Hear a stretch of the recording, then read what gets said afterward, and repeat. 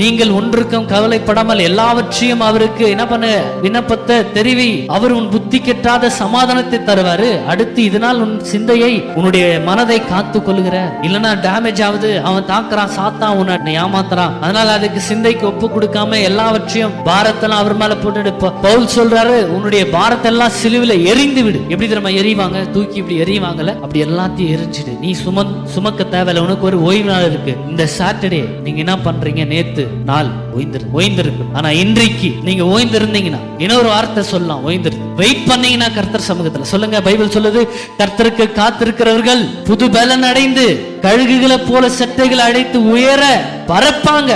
நீங்கள் உயிர்த்தெழுவீங்க. உங்களுக்கான உயிர்த்தெழுதலை நாளை கர்த்தர் ஏற்படுத்தி இருக்கிறார். நீங்க உயிர்த்தெழ செய்வார், உங்க வாழ்க்கை உயிர்த்தெழ செய்வார். எங்கெல்லாம் நீங்க சோர்ந்து போயிருக்கிறீங்களா, எங்கெல்லாம் பலவீனமா இருக்கிறீங்களா, அது எல்லாத்தையும் கர்த்தர் உயிரடைய செய்வார். அல்லேலூயா சொல்லுங்களேன்.